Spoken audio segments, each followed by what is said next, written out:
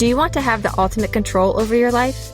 Welcome to Take Control with Whitney Wells, where we will explore all topics of life that we try and control, what this creates for you, and how to have successful relationships all while empowering yourself. Keep listening and let's have some fun.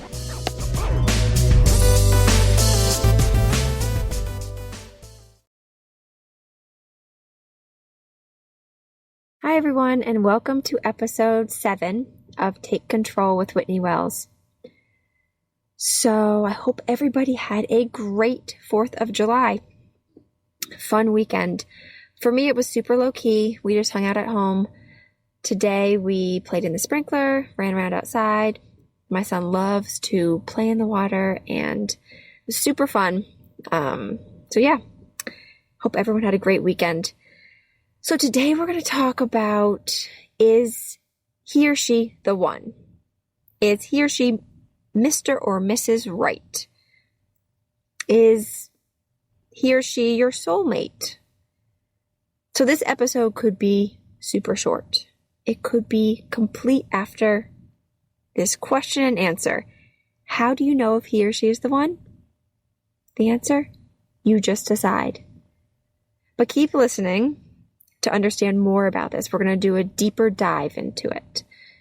I'm going to explain more about you just deciding. So have you ever asked yourself if he or she is the one or the right one? Have you ever asked yourself if he or she is your soulmate or the love of your life? Maybe you have a list. Maybe it's a physical list or in your head of the qualities or the characteristics that you want in a person or in a relationship. Now, I totally get this. I get this. I understand that you want to find that right person that you should spend the rest of your life with. It makes sense, right? We see these movies, we see fairy tale endings. It sounds so nice to find your other half. But I want to offer that you could be holding yourself back. You could be holding yourself back from either enjoying the person you are with or moving on to new possibilities.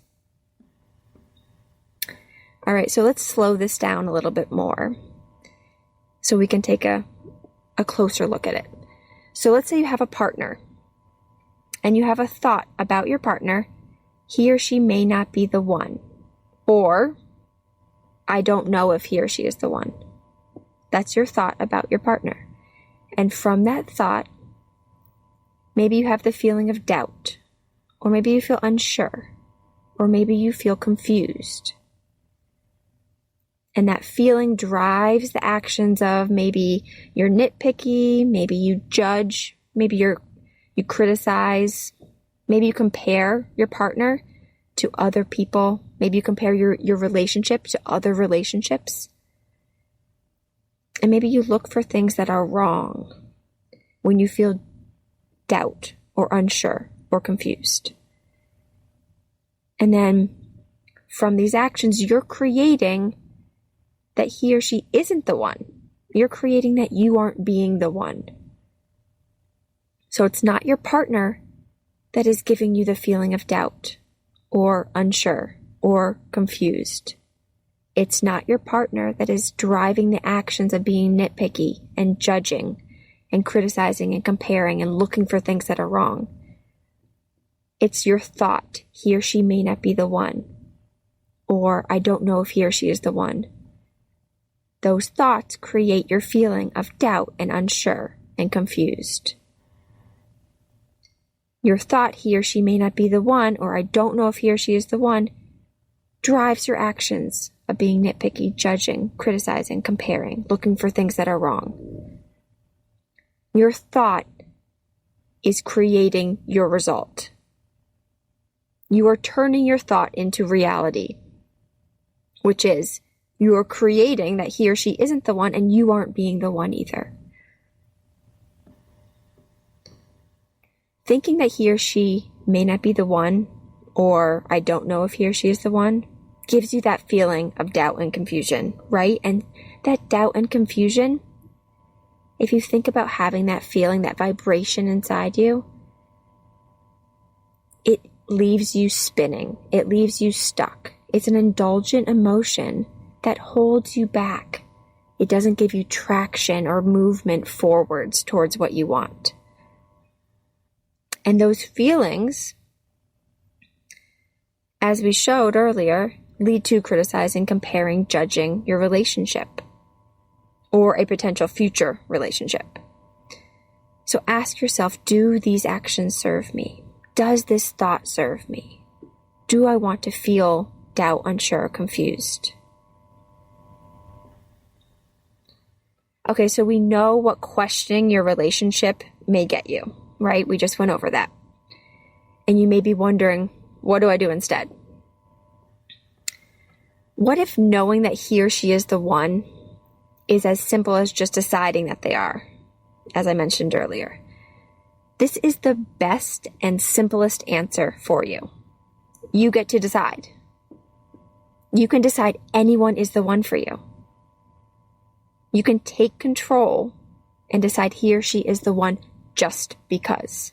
This is so much fun. And then you can keep deciding over and over again. When you make a decision, I suggest having your own back. So you decide, have your own back. Go all in. So let's look at how much fun this can be. So you have your partner, just as we demonstrated earlier. You have your partner, and you have a thought. Instead of thinking he or she may not be the one, or I don't know if he or she is the one, you think instead, he or she is the one for me. And from that thought, you feel love. You feel peace. You feel happiness, excitement, open. Just some examples of some feelings that you might feel when you think that thought. And from those feelings, maybe you have actions of you look for things that are right. You enjoy the time that you spend together. You spend more time together. Maybe you laugh, maybe you talk, and you don't compare with other people or other relationships. You don't judge your partner or your relationship. You don't find things that are wrong. And as a result, you create that he or she is the one, and you are being the one as well. So your partner is not giving you that feeling of love, peace, happiness, excitement, and open. You are creating it with your thought. He or she is the one for me. Okay, so let's look at the opposite thought, right? So you have the same partner. You have the partner, right? And your thought is, he or she isn't the person I want to be with. So you decided, he or she isn't the person I want to be with. And from that thought, maybe you feel peace or love or confident. And from those feelings, maybe you have the actions of you part ways with love and understanding. You talk. Maybe you move on to new possibilities. And you don't judge. You don't compare. And from these actions, you create a complete relationship. You complete the relationship and you create new possibilities for yourself. So by you deciding he or she is the one for me, or he or she isn't the person I want to be with, you are creating these results. You are not spinning in that confusion. You are not stuck without movement.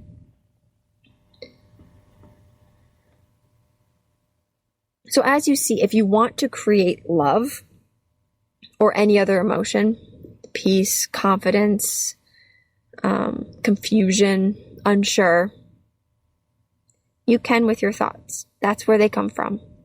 Your feelings come from your thoughts. So if you want to create that love for any person, you can with your thoughts. You have that power if you want to. Okay, so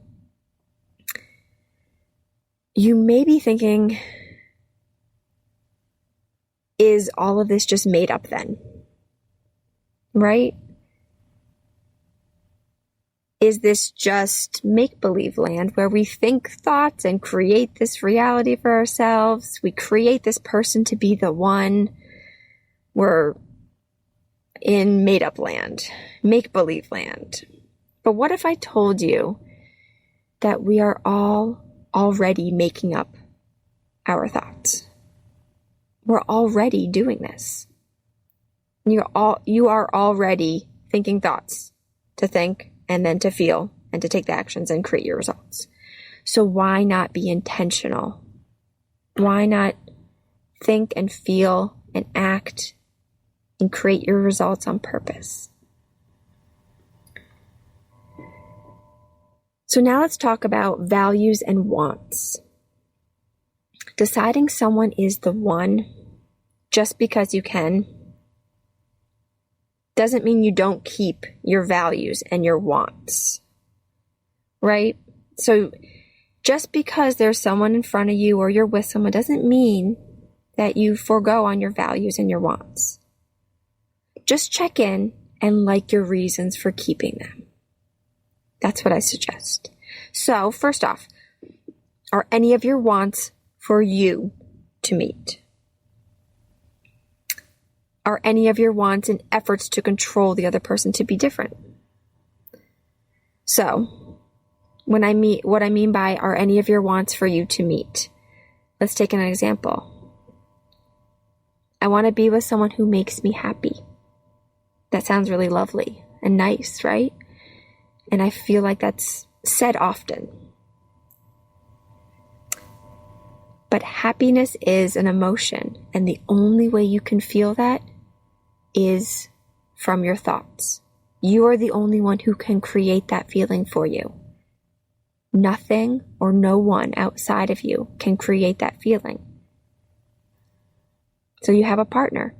You think a thought about him or her, and then you create that happiness. You create that emotion. So I want to be with someone who makes me happy. That's for you. That's a want for you to meet. Or I want someone who cares about the things that I do. Just ask yourself, why do you want this? Check in with yourself. Take a look and like your reasons for having them, for having your wants. If you like them, keep them. Notice which ones are for you to meet. And then you can take those off of your value list and your want list. Because you can meet them. They're on you to meet. You're responsible for your emotions.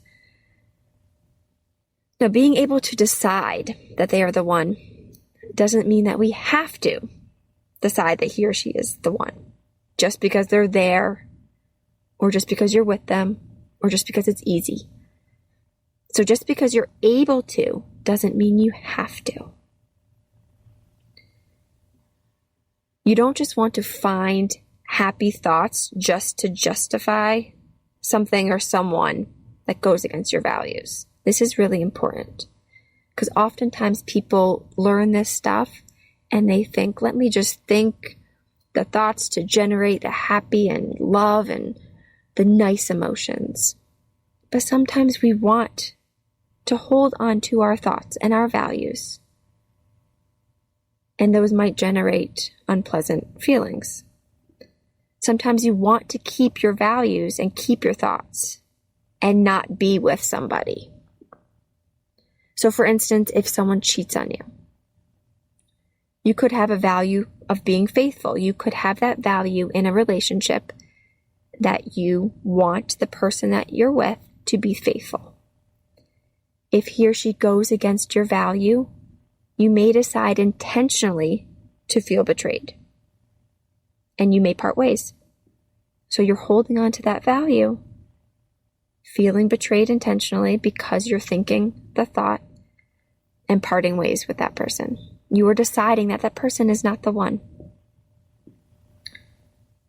So this means you can decide either way. You have the control of deciding either way. If you decide yes, the person is the one, or no, the person is not the one, just have your own back. and go all in on your decision. So what does this process look like? So number one, look at your values, the qualities and the characteristics that you want in someone else, like your reasons for having them. Notice which wants you can meet on your own, to not put that on somebody else. So for instance, some values that you may have are your religion, or having kids, or being healthy, or the idea of marriage, what that means to you, or even getting married. And then number two, decide if he or she is the one. Just decide. Make the decision. It's that easy. And then number three, have your own back. And what I mean by that is focus on the thoughts that support your decision. Intentionally and purposefully think those thoughts. Now, this doesn't mean you can't change your mind. Of course you can. And I think it's great to redecide if he or she is the one. So say that you're with somebody for a while. Ask yourself, would I still be with this person now? Would I still choose this person now? It's deciding again. You decide again, and you keep going all in on that decision, whatever it may be. You decide if he or she is the one. It's as simple as that. It's the best news ever. It frees you from all the confusion, all the doubt, all the judging and the questioning and the comparing, and it puts you in control. So take control and decide. Thank you so much for listening, and I will see you next time.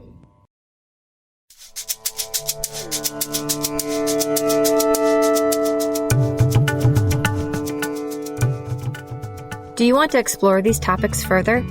Are you ready to live the life that you want to live on purpose while controlling what you have control over?